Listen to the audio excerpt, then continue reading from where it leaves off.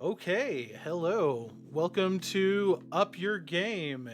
And we have a very special treat tonight. We're going to do a little roundtable for this lovely new book from D&D, Tasha's Cauldron of Everything. There's quite a bit in this book, but before we get started, let me introduce everybody on our panel tonight. We've got up in the top left-hand corner, John Farrell. He's a lead tabletop editor at Gaming Trends, been with us several years. Up in the right corner, we've got Purcell, our lead editor, and also member of the Friday night D&D stream, Return to the Glory. And the bottom right, we have Stephen Starkey. He is also a tabletop editor at Gaming Trend and also part of the Return to the Glory stream on Friday nights. And I'm, of course, Mike Dunn. I'm the lead tabletop editor of Gaming Trend, and this is Up Your Game. Welcome.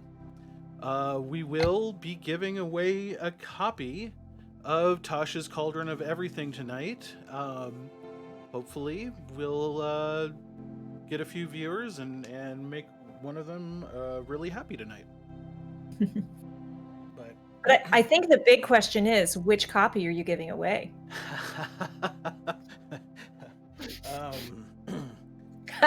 don't have to talk about that just yet. But let me go ahead and open up a copy of the book here. And let's get started. So, I've had the book a little longer than the rest of you all. You all have had access to digital version of the book since yesterday morning. I'm curious as to what has stuck out with you guys so far.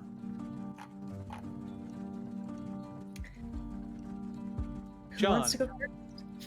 Sure. So I know that everybody has been excited about the new character options, and not without good reason. They are exciting, but something I've been really enjoying reading through are some of the Dungeon Master features they've put in. They have magical hazards, natural hazards, different magical phenomena, and puzzles that they've put in for when you're traveling around to just slot into your game. And I really appreciate those, not just because it gives you a lot of material to pull out and use at a moment's notice, but specifically some of the supernatural region effects that they put in apply to different planes. So if you wanted to do planar travel, this is a huge shot in the arm to give you more that you can do with other planes or just different magical areas to make them feel unique.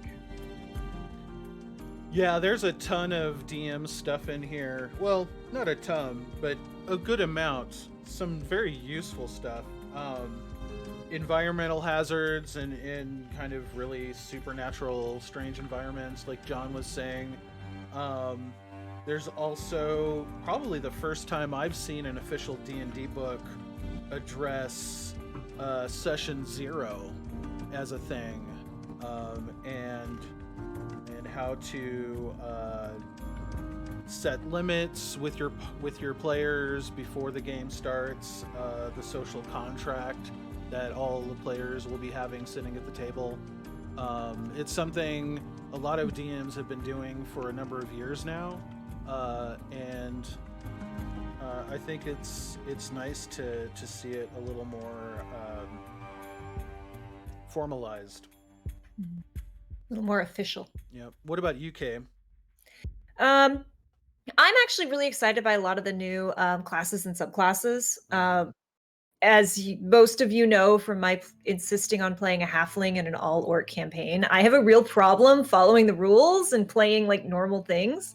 I always like to come up with weird off-brand characters that don't seem to make sense, and I've actually been trying to figure out for a long time, I want to play an elf barbarian, but like how do you play a really cool, interesting elf barbarian? So the Path of Wild Magic for the barbarian is just perfect for that, and my only complaint is the Wild Magic table isn't big enough, so I'm going to be working with the DM to expand that, because I need more chaos in my life. But I'm also really, really excited by the group patron system, and seeing that more formalized, and seeing how that can again be expanded so that maybe there's different branches within different cities that you can automatically connect into beyond just what's in the book, is really exciting for me. Yeah, I definitely want to talk more about the group patron stuff because there's a lot of good meat there, but I think maybe we should spend a little time on the class and subclass stuff that they introduced, because there's that makes up at probably about almost half of the book. I mean, it's expansive. It is. You've got a whole new class, the Artificer. You've got subclasses for the Artificer, and then you have 2 new subclasses for all of the classes that were already present in the game. I would say, so the Artificer is definitely sort of a setting version of the Artificer, because I believe it was introduced in the Eberron source book last year. But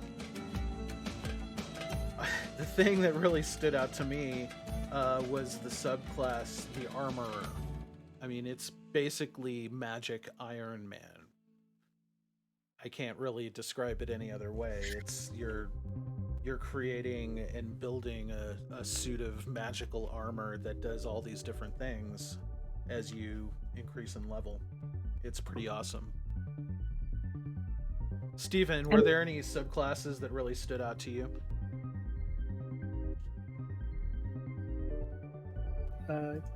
Yeah. So Or was that not a part of the book you were focusing on? Well, yeah. That was the most actually, non-committal. There's so much stuff in here. Yeah. But so the Clockwork Soul for the Sorcerer really stood out to me. Right, I am playing a Sorcerer right now, but that wasn't what triggered it. Is what I liked about it was the Clockwork Soul. Kind of rang to me as like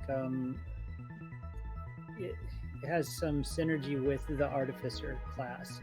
I mean, they're not really the same thing, but it has the same kind of feel to it, and I really liked that. So that was one of the subclass features that really subclasses that really stood out to me, and and I agree. The Dungeon Master section, awesome. The Dungeon Master tools are some really great stuff. And seeing the group patrons taken from Eberron and made setting agnostic like that. The group patrons can be extremely useful for a Dungeon Master. I mean, it seems like so many groups struggle with why do we all get together? Why are we adventuring?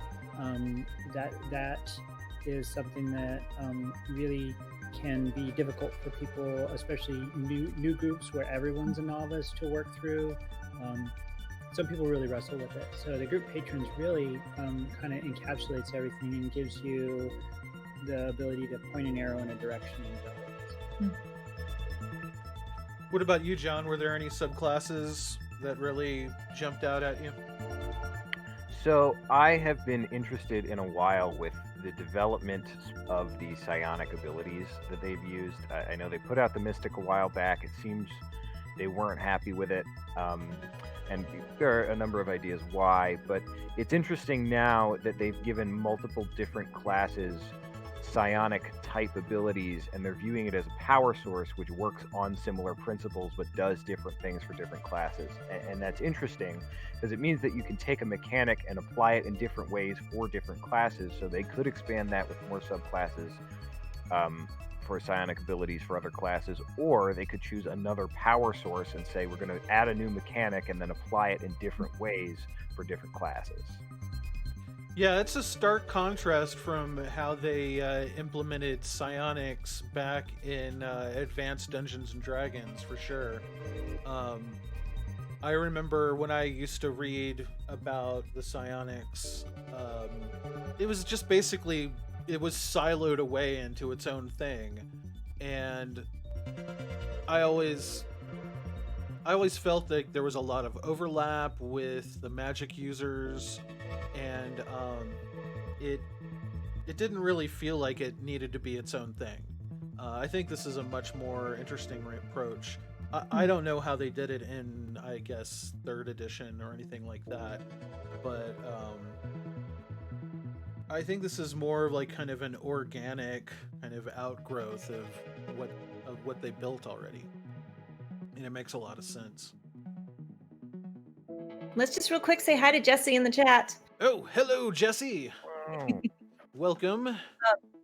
Also, can we talk about turning the tables and having a genie as your patron? As a warlock? As a warlock, yes. You literally can have your own magic lamp that you go into. And that's amazing. That's right. Yep. There is so much room for a DM. Like, I like to make, like I said, I love bullshit characters. I love characters that are complex and weird. And I love to make them like this weird background and be like, okay, so here's what I did with it. You as the DM, please mess with me. Please use that against me. Anything in my lore can and should be double-edged and be used against me. And there's so much room for that with this class. And I think, like, in general, this book is, it's much more expansive. Like, it is, you've got the new character customization where you can swap around ability bonuses within races. You're not constrained as an elf or an orc, for instance, just having the default bonuses. Just, I don't know. There's a very like kind of expanding kind of feel to the book as a whole. Like it's really, I don't know. I was looking back at Xanathar's, because that was the last real comprehensive rules bump from a few years ago, right? And it doesn't pull off as nearly as much in terms of just kind of opening new doors for players and DMs that this book does. I think it kind of also too speaks to like Dungeons and Dragons as a property is evolving, right? The way people are playing it has changed a lot from how it originally was, and people are looking to be, more creative and to kind of put their own stamp on characters. It's much more character driven now than it is like dungeon driven. And so I think it's cool that it's giving not only people like more control over their characters, but it's also kind of acknowledging that like society as a whole isn't about, are you an orc or are you a human, right? It's where were you raised? Who were you around? What are you interested in? What did you invest your time in? What did your family push you towards? And allows you to build that much more complex character much more easily.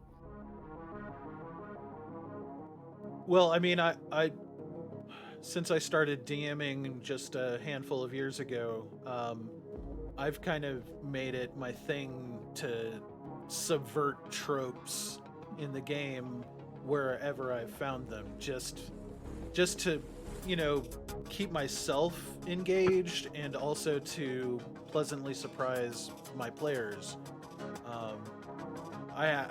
I've actually been kind of seeding a lot of stuff in our orc campaign on Friday nights that that does subvert kind of the usual trope. I mean, it's, except for the one halfling, an all orc party, so you gotta do something fresh and exciting, or else they're all just a bunch of one-dimensional orcs, and we don't want that. But yeah, no, this is a pretty good stuff. Like, let's touch a little more on group patrons. So I know this is something you've been excited about, Kay. What I mean, you've got a lot of abilities that your patron confers on you, a lot of different things that kind of help not only on the role-playing side, but in the actual kind of mechanics of it. How do you afford to be an adventurer? Right. When it's great, you get lots of gold, and when it's not, you're like, I haven't upgraded my equipment in a couple months, and stuff's starting to hurt. Yeah, I think this is putting some formality around an idea, a concept that DMs have been using for a long time. My only concern when I was reading it is that, like, the more buffs and the more add-ons and the more things that are added to what a player or a character or a player or a party can do, it's just another thing you have to compensate for as a DM, right? Like, I guess I'm concerned that some of these things might be a little unbalancing, not by much, but I feel like too, something that I think is really cool about this system is it does feel like a very early game play. Howdy, lick back. Hey, that's my friend Catherine. So I do feel like this is like an early game thing when you're still figuring out, like, why are we together? Okay, how do we get money? Like, oh my goodness, a healing potion costs that much. Like, and I feel like a lot of characters aren't necessarily going to stay in that group patron, that alignment forever, right? And unless you really go through the process to climb the ranks within this, which the DM can, at their discretion, make more difficult to do, right? Especially, like, I was looking at the military one. Unless you're really high ranking, you're not going to get much gold or silver out of it. And I do feel like a lot of the characters, like, they're going to start off with this one patron, but then the group's probably going to break away because you don't necessarily want to stay beholden. Maybe if it's a cool crime syndicate, yeah, they want to stay part of that. But military, are you really going to stay military the whole campaign? Yeah. Yeah, I mean, it's definitely something that could tie multiple campaigns with a common thread, or you could easily jump from patron to patron. I know, so like a couple of years ago, Matt Colville and MCDM Productions came out with a book called Strongholds and Followers. And yes, this is backwards. But it kind of tackles it from a different angle, right? Where you're like they did a stream where they kind of showed off, they did a campaign, they streamed a campaign where they showed off some of the mechanics that they came up with. And the stream was about the party they were all mercenaries. They were part of a mercenary army called the Chain, and they had each one of them was an officer, and they each had followers that were like enlisted members that were more or less abstract sketches of characters, but each of them came up with like 2 or 3 followers, and it really kind of added a sense of scope and scale to what was going on. But it also gave the players the opportunity to promote one of their followers in the event that their character died. So, like, the follower could go up in rank, or if they didn't like the character they were playing. Anyway, very similar, where there's sort of like an organization that granted special abilities and mechanics that went with them, but from a slightly different angle. Also, I feel like, so at the very end of this section, there's actually, you can be a patron. You can build your own group. And I honestly, like, part of me feels like that's a little bit of a reaction to Critical Role in Vox Machina, because by the end, like, Vox Machina kind of had their own little troop, and they were doing all these different things. And I feel like that's kind of a system that Matt kind of just invented while he was playing to try to keep them like, how much do you have to pay people? Like, what all you have to do here? Okay, well, you left for 2 months and you didn't leave any gold behind to pay your people. So, what are you doing about that? Right. No, we lost Steven. He'll be back. He'll be back.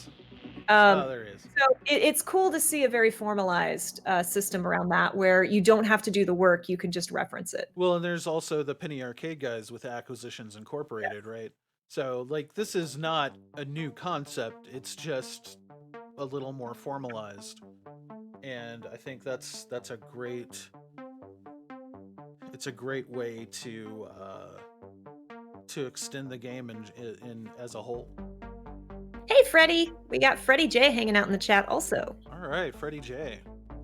Yeah, feel free to let us know what kind of thing you are interested in knowing about Tasha's Cauldron. Catherine wanted to know a little bit more about the subclasses. We touched on this a little bit earlier, but does anyone else have any subclasses they want to talk about? We could probably talk all night just about subclasses. There are a lot. Oh yeah, so when I was reading this, I was actually chatting with Kay about, because she was talking about how one of the subclasses could basically, the Path of the Beast for the Barbarian. Basically, you could create Wolverine, and there's the the Soul Knife, the subclass of Rogue, that's a psionic, and they can create a psionic blade, or they can throw psionic blades and teleport to where the blade went. That's like Psylocke and Blink. Like, so, I mean, you could probably take some of these subclasses and do a whole X-Men themed campaign. Yes, we need to do an X-Men, and like, I'm kind of... Yes, please. Please. I'm here for it. Of course, I also want to take the Artificer, Armorer? Artificer, not the armor, but I want to take the Artificer, and I want to make it a Talabaxi. Well, that also. But I want to make it a Talabaxi that, like, is a little off and doesn't quite look like a Talabaxi, and his name will be Thomas Nook. And he will follow around the team and, like, make things for the team. Oh, nice. Oh, I like those. Sidekicks. Sidekicks are amazing! Yes, sidekicks are in here as well. We'll get to that in a second. But I actually was just... for a minute, I thought you were going to say Ratchet from the Ratchet and Clank series, because that's basically... So, yeah, I mean, you could do a lot of weird, crazy mashup stuff. And I think that really speaks to how kind of liberating the rules that they're adding to the game are, instead of constraining, which I know is a problem with the 3rd edition.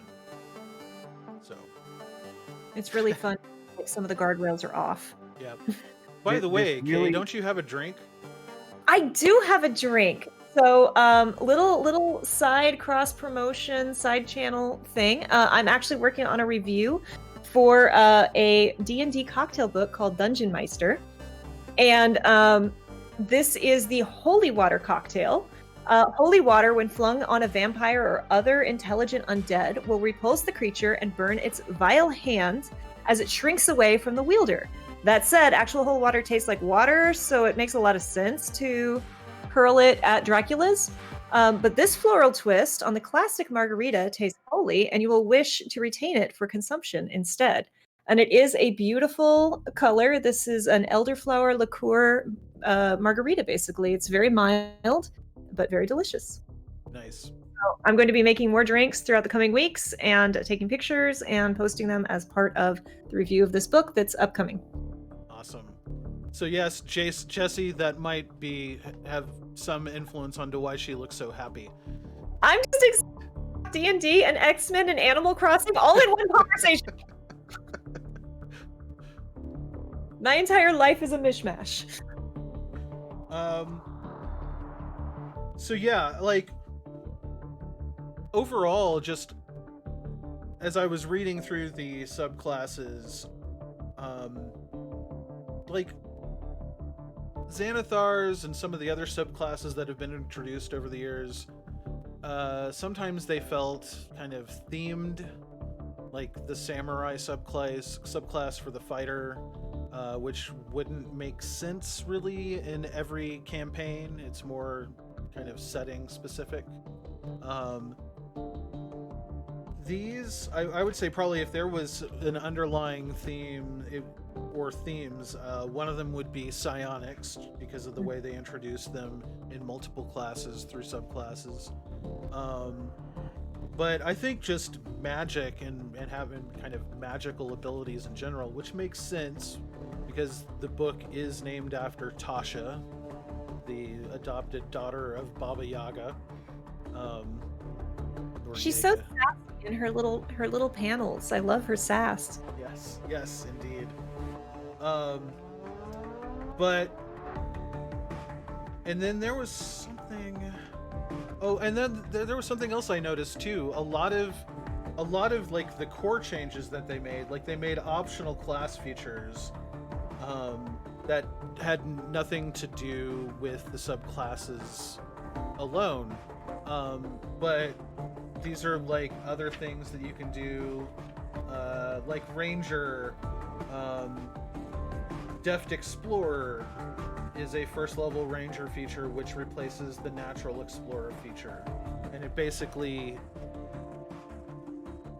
like it's like it adjusts some of the things that were a little more constraining before and gives them more widespread utility.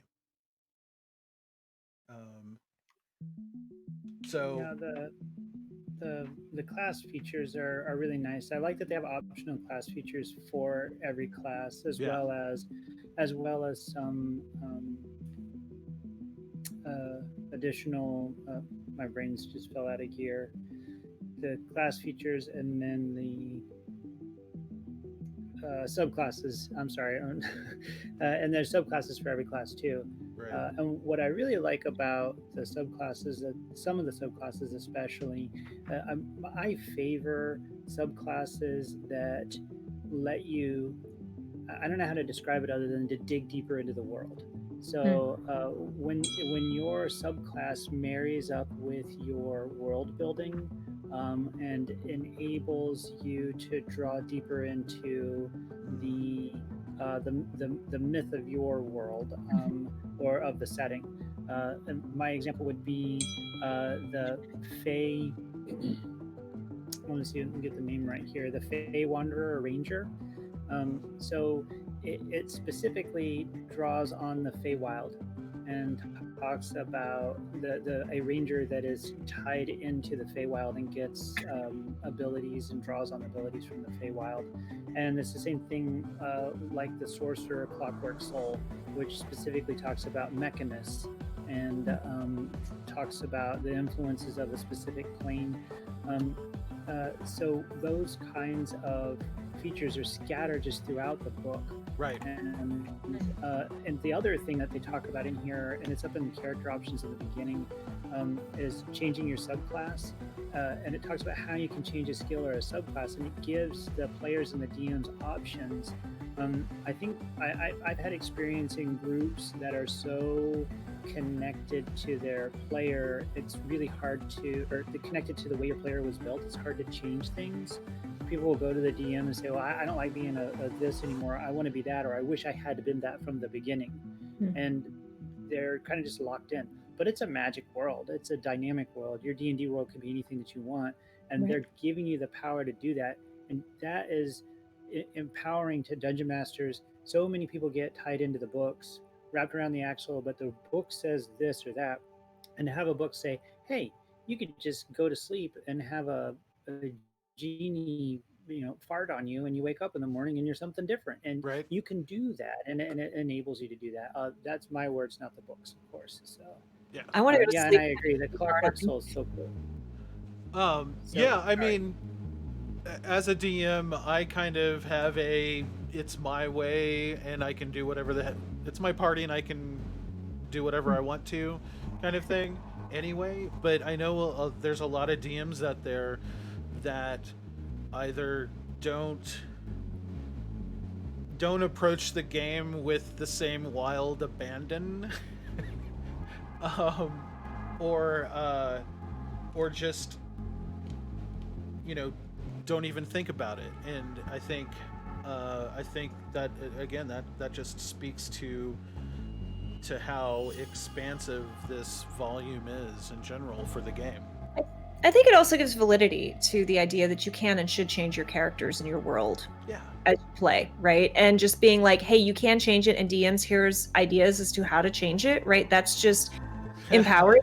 It changes this idea. Like I said, from, it used to be, you didn't used to meet up in a tavern. You used to meet up at the front of a dungeon and be told, like, you're going to go in and kill this thing, right? And now that has changed dramatically. And this is just another way that it's changing. It's like, okay, yes, you elected this at day 1, but now you're 2 years into the campaign. Of course you want to do something different. Right.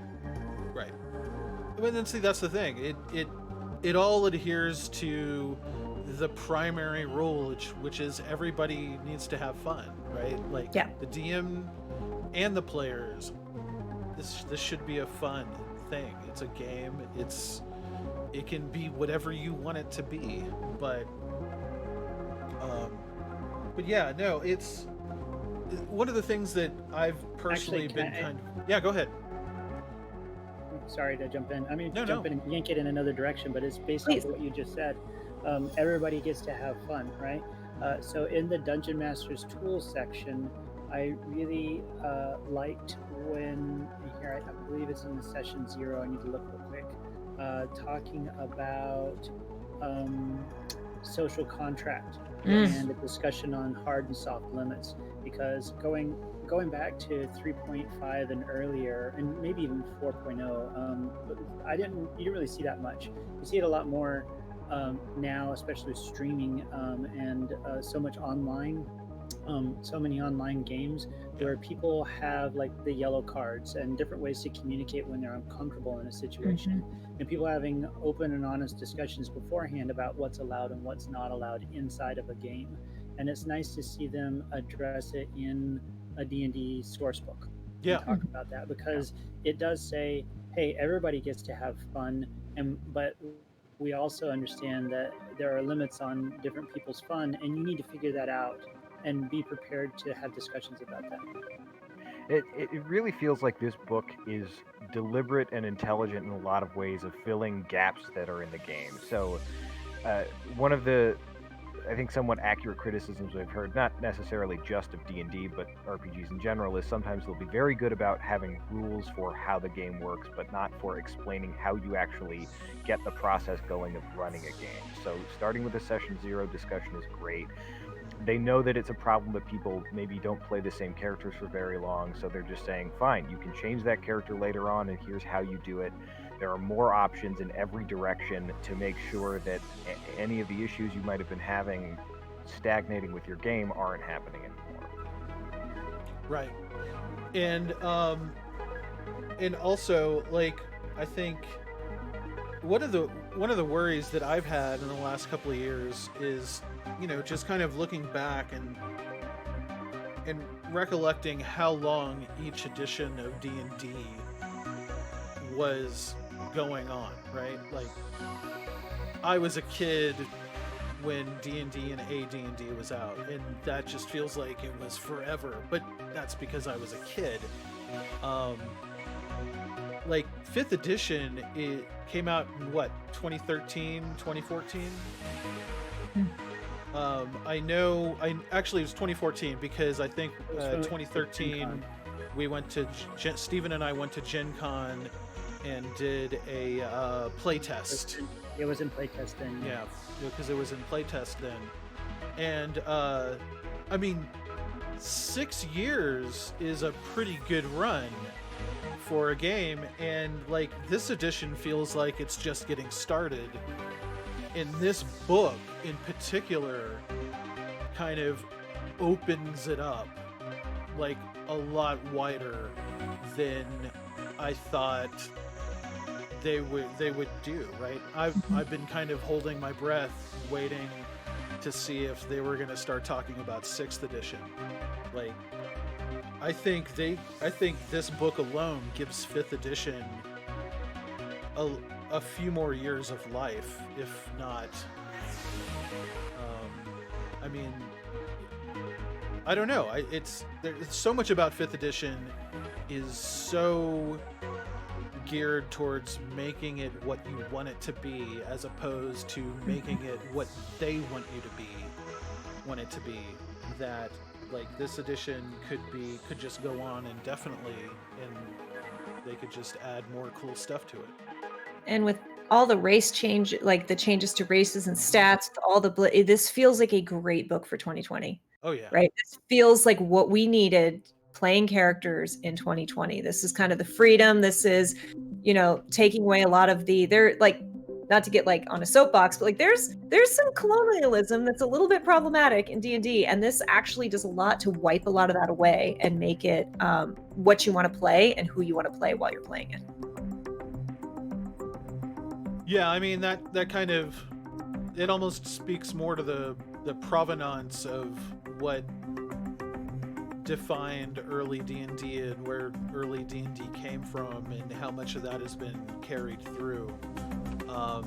Usually the real kind of evolution has occurred when more settings that kind of take things in weird and interesting new directions are introduced. I mean, that's certainly how they approached 2nd edition, when they were introducing stuff like Spelljammer and Dark Sun and that sort of thing. Even Oriental Adventures, right? Which was kind of an unfortunate name when you look back on it. But they tried. The book was cool. Like, there was a lot of cool stuff in it. I don't think we ever actually played a game using that book because it was so kind of one-off. And yep, there he is. It's a fantastic cover. But yeah, no, this, and they've really kind of established this cadence, right? They use the settings like Eberron and Ravnica and Theros, and anything that's not Forgotten Realms, as a way to kind of explore new ideas. And then on the other side of things, where it's more mechanics related, they're using Unearthed Arcana, which is like beta testing new ideas and getting feedback and that sort of thing. I don't think I've actually played anything within Unearthed Arcana. Have any of y'all? Like, before it became something set in stone? I had played for a while with the... no, I generally don't. Oh, go ahead, John. I don't remember exactly which version this was because they went through multiple rounds, but I played with one of the spell-less ranger variant, and that was a lot of fun, and I would like to see them... I don't think they're going to do more than maybe put some subclasses down, although the changes that they have in terms of optional character or class features is pretty nice. And as with all beta testing work, it did need some extra spit shine to really make it function, but I liked the idea they were going for quite a lot back then. Yeah, and I actually think a couple of players, so Litvak says that a couple of players in their current campaign have been playing some of the UA classes which were canonized in Tasha's. Oh, that's cool. I also, something I'd be remiss not to mention it, but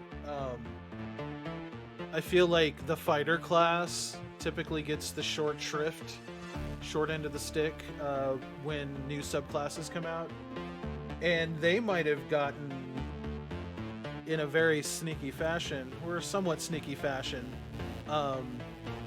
some of the biggest changes in this book in just a matter of 2 pages with the Battle Master builds. Where I don't know, it just really kind of fleshes out and diversifies the fighter class without digging too deep into a single subclass. But yeah, it gives you a fighting style. Each one gives you a fighting style. You've got archer, you've got bodyguard, brawler, duelist, pugilist, a unarmed fighting battle master, where they get, a style of unarmed fighting. They get maneuvers that are specific to it, and then they get feats that are specific to it. And So when you're done, go ahead.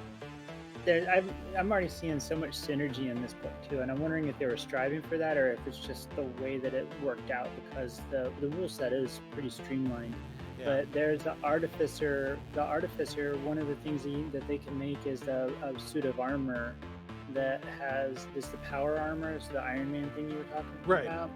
And it makes the fists, the gauntleted fists, are weapons, and they launch off. You can shoot them too, which just ties right up into this, right? If you've got an Artificer in your group, it's like, hey, I punch things to death. Can you make me the ability to do that from 20 feet away? Oh yeah, pugilist, artificer, wow. Can we discuss my other subclass of session? Yes. We by all finally means. have a subclass, a cleric subclass worthy of my favorite Greek god Hermes. The Twilight cleric is heckin' amazing. And I can't wait to play one as a drow. Yeah, let's see. That is. Find that. Do I have page number? I don't have page numbers on this. Apologize. Though I can. Twilight Domain. Yes, I can see this is going to make a lot of people upset because they basically have 300-foot dark vision. Whoa. Yeah, That's a no little kidding. OP and amazing. I feel like it's the Tolkien, like how Tolkien elves ignore the curve of the earth. They could just see straight through things. Yeah, we're approaching Tolkien level with this. Wow. Yeah, so as someone who has to come up with maps, both in Roll20 and without, it's just, you can see everything. I can see everything. Like you lick the mushroom, the eyes expand out. That's where we are. Shoomp. Yeah, I'll be honest, there's so many of these subclasses I would love to take for a spin. I just even the monk, where you can, instead of just being a guy that uses his fist, you can choose a weapon and channel your ki through that. And there was this one, the monk with the way of the astral self. This one really stood out to me, where you can access your astral form and have it help you in battle. So you can, at third level, you can manifest your astral self's arm and have 2 sets of arms with which to fight. And it's just nuts. They're really kind of going into more bonkers, kind of cinematic, epic, weird directions. And as a player, it's so many new options, and they're all really good. As a DM, it's so many more things I have to worry about. Well, I do think too, again, it's leaning a little bit more into the, I think, again, this is kind of an invitation for DMs to kind of step up and take over the game a little bit more. Because previously, it really was you are these people, you can do these things, you bonk a monster this way, right? This is how you win. And now I think it's leaning much more into, most of the really popular streams are really involved around role play and like describing exactly what you're doing and how you're doing it, right? So they're encouraging you to be more colorful with what you're doing. It's not just, you know, I'm a barbarian, so I walk up and I hit stuff, right? I walk up and bonk, I hit it. Now it's like I go into a rage, and what happens? Roll. Oh my god, the entire ground like thorns come up and grow all around me, and it's now like you get to really be descriptive and be cinematic with what you're doing in your descriptions, and the DM can step in and say like, okay, to that point, but now, right, here's the other side. Like, I'm letting you go to that point, now I'm cutting it off, and this is how it goes from here. So you can really do this really cool collaborative creative experience. Nice. Yeah, I think there was a key word there when you said cinematic. That word popped into my head when I was reading the personalizing spells section. So Oh, yes. in chapter 3, magic and miscellany, and if you could flip to that, Yeah. I just love that image because the artwork in this book is amazing too. It's just some beautiful pictures, and they're really evocative, and they really help tell the story that the book is helping to set up to tell. And that one, it's telling you that you can personalize your spells, and just because you're casting magic missile, it doesn't have to be the magic missile it describes in the book. And there's a picture in there of a farmer sorcerer shooting magic missiles that are chickens, and it is just so perfect. And it just makes your imagination light on fire. That's it. It is awesome.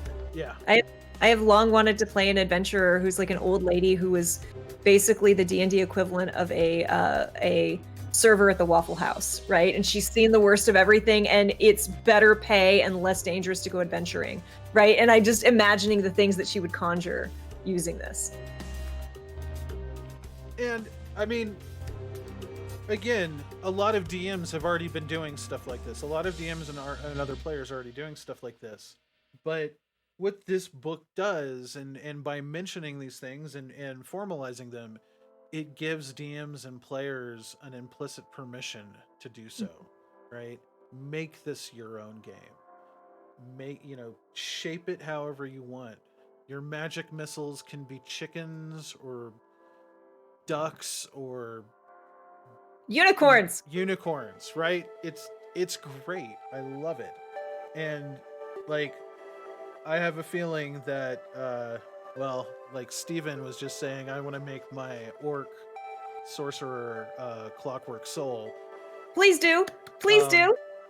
Yeah, I'm for our Friday night game, which airs at 6:00 on this same channel every Friday night, except for the ones it doesn't. What time zone? Pacific time zone. Yes.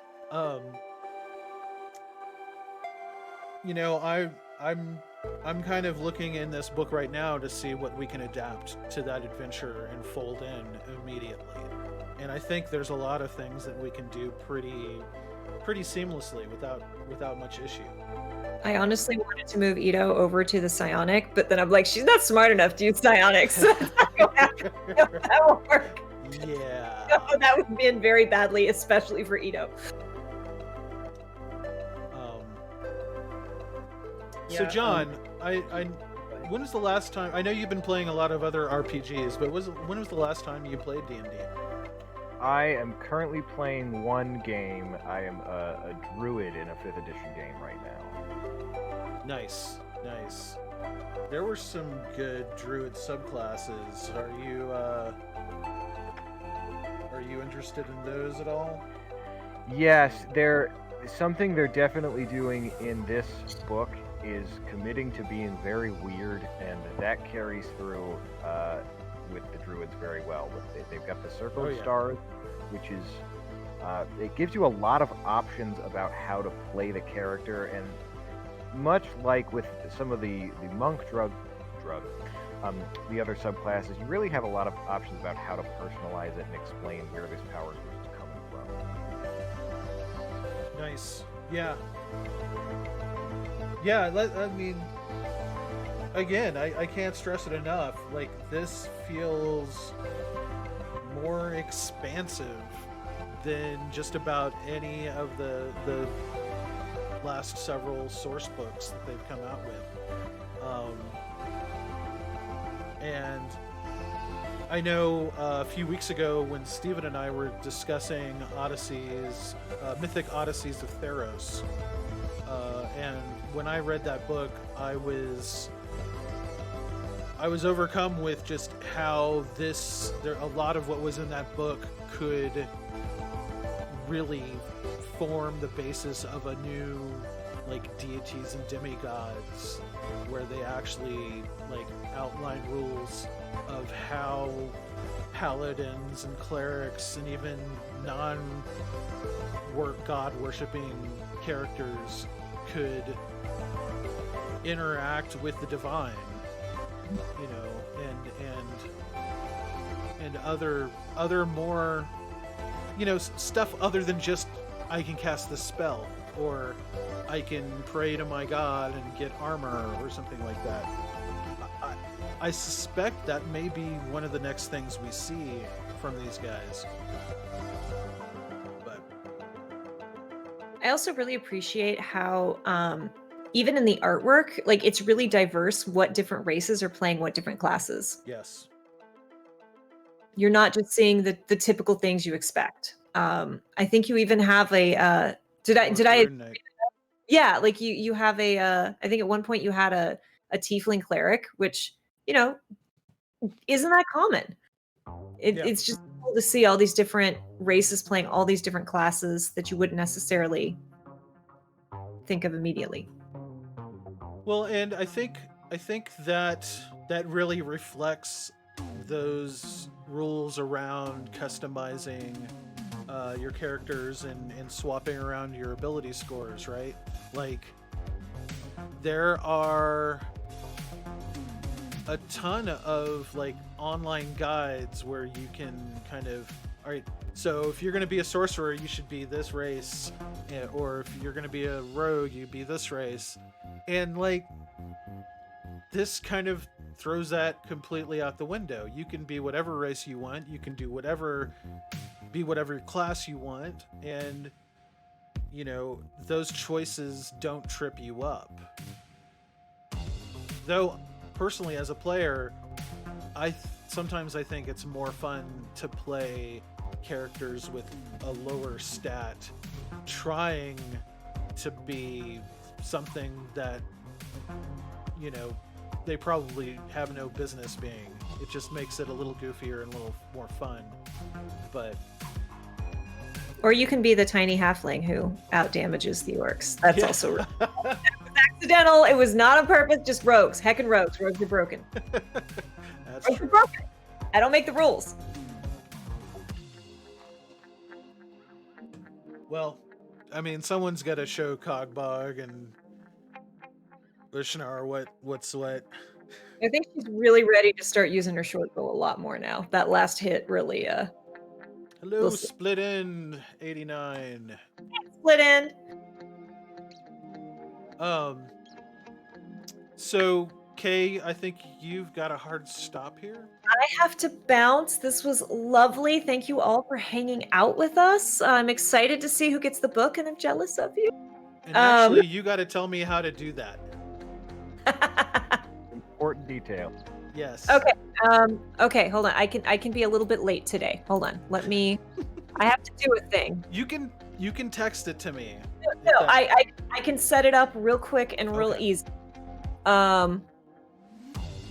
But first I have to not be in an account that I didn't realize I was in. Well, before you do that, Steven, John, do you feel like sticking around a little longer and talking about this, or do you guys have to bounce too? If I'm here, I can't dominate the conversation.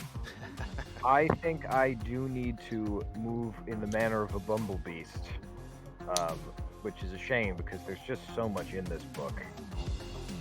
This is Well, what maybe I'm we can do a supplementary discussion after yeah. this. So We can talk Yeah, about this no. if I've ever. Oh yeah, yeah. Maybe even something a little more spur of the moment. So while Kay's figuring out how we're going to give the book away, You're back. I have to get a phone that's on the other side of the apartment.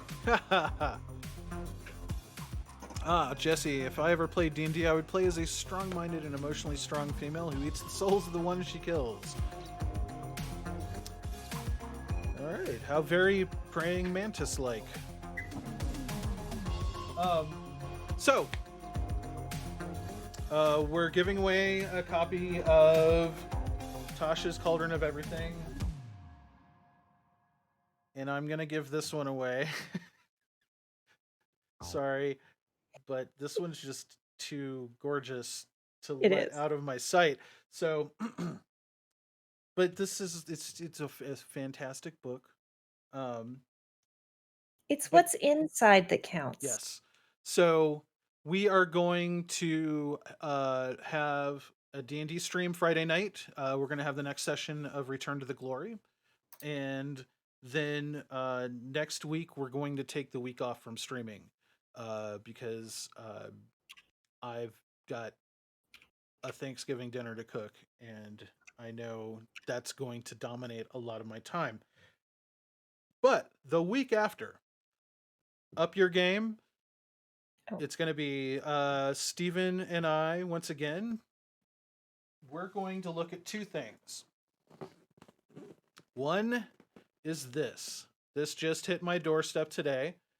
It's the Beetle and Grimm's Silver Edition of Icewind Dale, Rime of the Frost Maiden. We took a look at the book, the core book that D&D sells a few weeks ago. And we're going to take a look at what's in here. And then we're also going to take a look at this. Curse of Strahd Revamped, which is a new deluxe edition of the Curse of Strahd adventure book with a few little tweaks in the actual content and a few little extra things. There's a lot of good stuff in this box, and I can't wait to show and talk about it. We also have a few interesting shows that we're trying to lock down, and we'll keep you posted about that. But yeah, revamped. Hey, Steven, how you doing? But yeah, so I guess this is where I ask. I'm working on it. All right, I am working on it.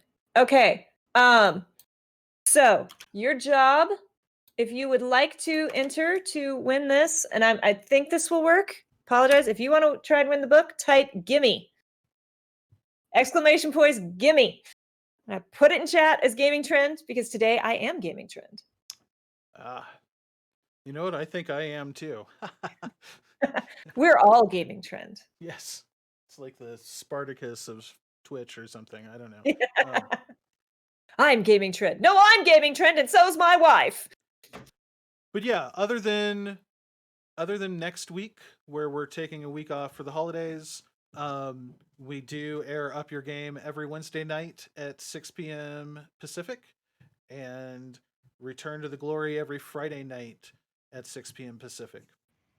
To be fair, the Wednesday night time we might change. We have to talk about that. Oh, we might change the Wednesday night time. If it goes any earlier, I can probably show up more often. And yeah, I'm actually working on getting some guests. So we'll see how that goes. How close are we to be able to give away this book? Well, so far no one has typed gimme for me to be able to give them a thing. No. So viewers, come on, I know y'all want this book. I'm not allowed to type gimme, so somebody needs to. The odds are so far in your favor. There we go.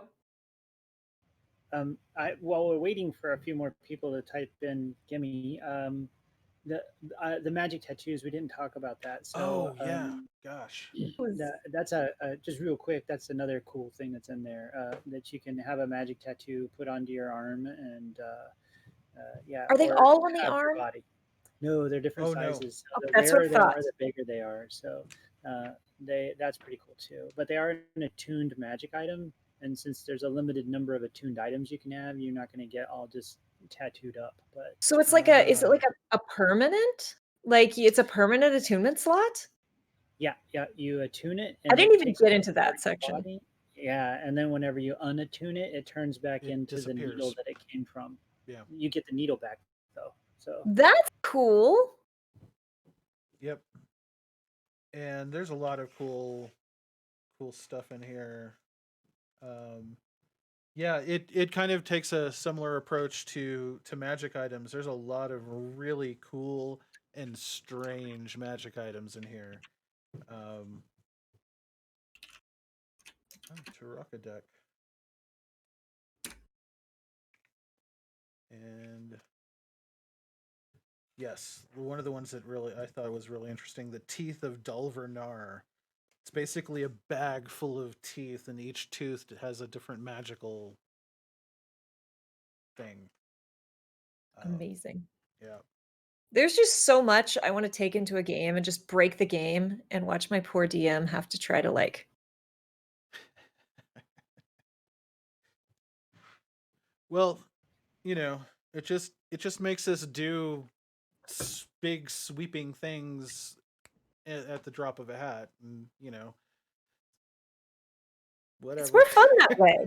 It really is. Like, I mean, I do feel bad for every day. I actually broke a DM's game once.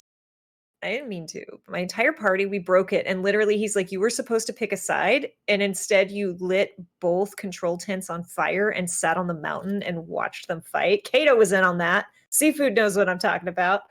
He's like, yeah, you were supposed to pick a fight. I've got to rethink the entire campaign now. Nice. All right. Okay. Let's see. We're going to roll it. And Nightbot says Litvik.